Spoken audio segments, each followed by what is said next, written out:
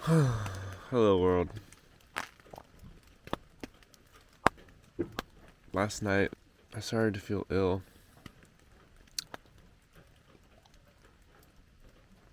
It hurts to swallow, that's for sure.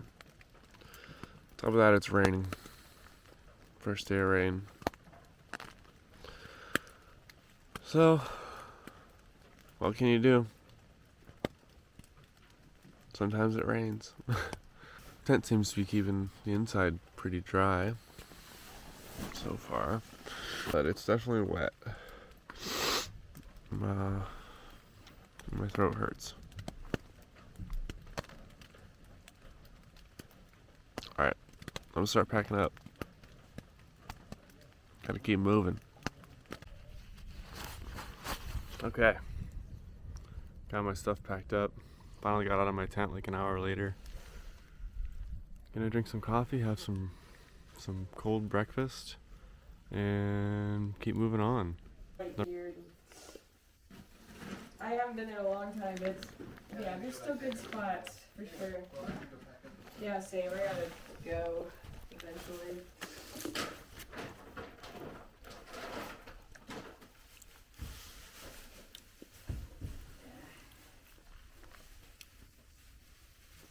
Having some fruit bars, What's a little that? honey stinger waffle, Nice.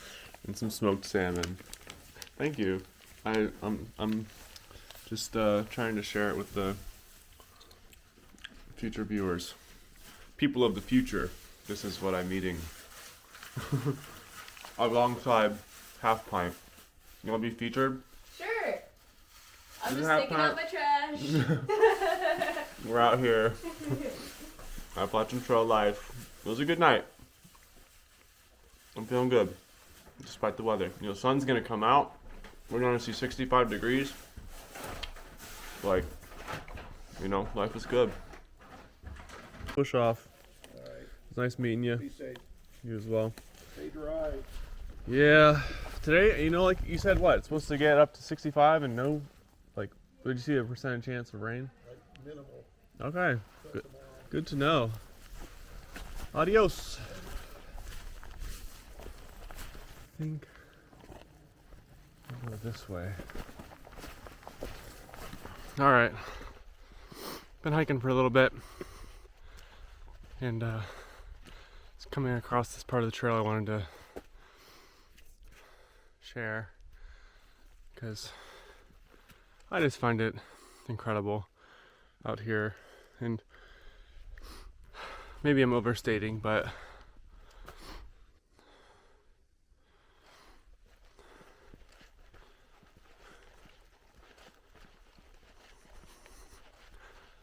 just this fog, trees,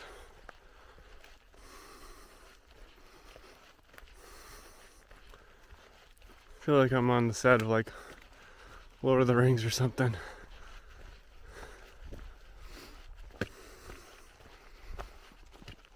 I found the first trail magic of the year.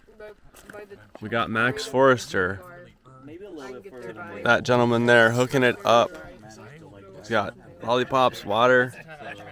He gave Half Pint a little apple pie, still warm. And yeah, the whole fam's here.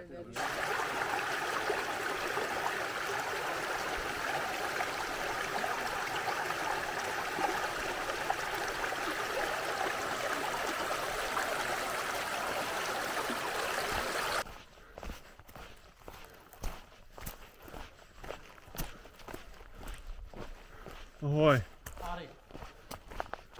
So, after you take a rest, about a little less than a mile up the trail at Gooch Gap, there is Trail Magic.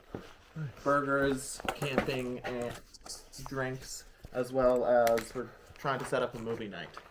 No way. That's awesome. Whew. Well, you guys heard the man. There's a bunch of trail magic and gathering goodness going on at Gooch Gap. It's like a mile from here, so I'm just gonna continue on, go there. I'm not staying at the shelter anyways. I just had a little bit of peanut butter with honey, and I'm gonna push on. So I'll show you guys what it's like down there here momentarily. Gooch Gap, baby. Oh wow, it's popping off down here.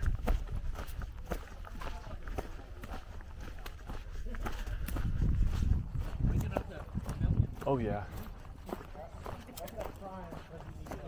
What do we have here? What up? I'm here. We had a tiger. Yeah. Why? No, I was just saying coming in here is good. Yeah. I was just capturing the trail and I was like, well, perfect timing. This is awesome. We got a solar panel. Hey man, how are you guys? Great. Yeah. This is awesome. Check this out, fam. Oh, sorry. Trying to get my spoon. That's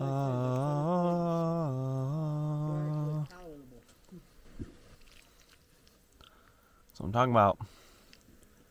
It's like we're in a hibachi restaurant right now. Like, look at that seaweed.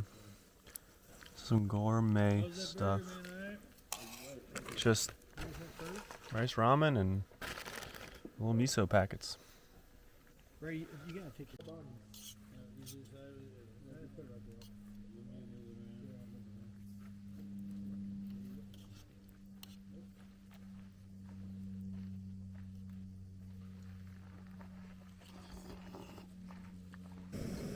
Yes, on the left.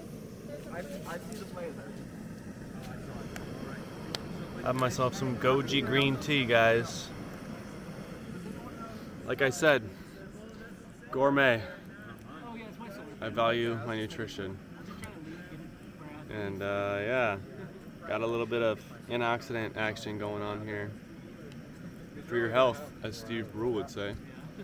For your health, check it out. Tea time by the fire. Choo! Yeah, I'm just gonna go up to Ramrock. Yeah. Have a good night, guys. Yeah. So yeah, Ramrock bound. Because it's 2 miles from here and thanks, man. I'll see you up the ways right. Oh. Yeah, absolutely.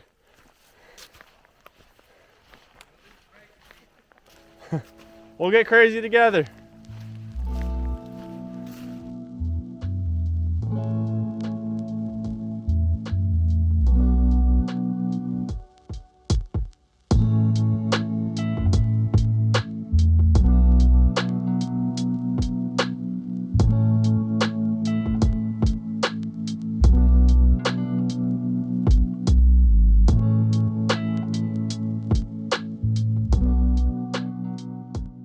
Here's the mothership, fully set up.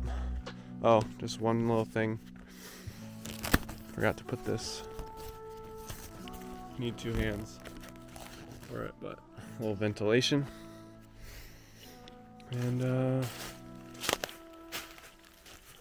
pretty stoked on this spot. Still got some sunlight left. It's time to make some dinner. I guess I'll get my bag out first. Just a little tip for anyone thinking about backpacking or watching this to learn. I'm trying to make this like kind of educational. I learned a lot from people's vlogs, and there's some things I didn't learn. And what was I gonna say? Oh, when you're getting ready to settle down for the night, make sure to get your sleeping bag out as soon as possible. At least if it's down, because the insulating properties of down are derived from the air that is that the feathers contain, or that the feathers will contain when it's no longer condensed. So when you pack it down for your pack, you're condensing it into a stuff sack. Yeah, you want to get that. You want to get your bag out as soon as possible. So yeah, get your bag out as soon as possible. As soon as you got your shelter set up so that it can reabsorb air and be the most insulating as possible before you settle into it. Another tip I thought of today, if you're out here like dispersed camping, there's no privy, I recommend before you go to bed, like if that's you, it's not necessarily me, but someone mentioned it earlier, they didn't want to disperse camp because they like to have the privy, and I said, well, why don't you just dig your hole the night before? And he was like, you should be a YouTuber. I was like, that's funny. So I just thought I'd share that. Two little tips that might be beneficial to someone out there. Get your bag out ASAP, and dig your cat holes the night before if you're a morning pooper. All right, I'm gonna get to it. I'll probably tune back in with my dinner in the sunset here shortly. Time for dinner. This is my first time camping solo out here. I mean, this year. Actually, ever. Yeah, first time ever camping solo on the AT.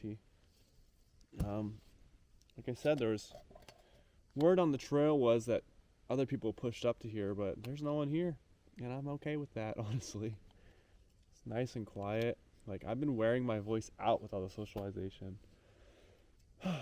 So, just me and the birds and bears. Actually, no bears. Not manifesting that. Speaking of bears, I'm sort of breaking a like rule of bear country right now, and that is to like cook away from your campsite. It's like cook in one place, store your food in another place, and then sleep in a third place. Camp in another place. Yeah, so let me redo that.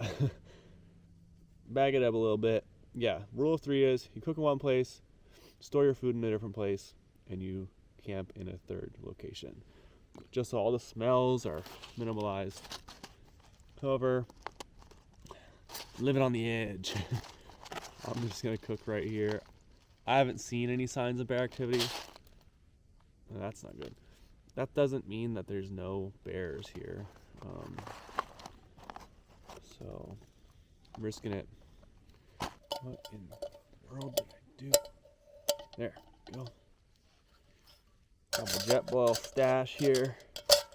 I want to make sure it's nice and level. That looks good. Water, courtesy of Boots Off Hostel. That'll do. Slightly tastes like my instant coffee, but that's okay. And my lighter is right there. Having myself backpacker's pantry. Super easy to cook. It's chana masala. Just chickpeas, rice, coconut milk, tomato, and turmeric. And this one has 620 calories, 21 grams of protein. It's vegan.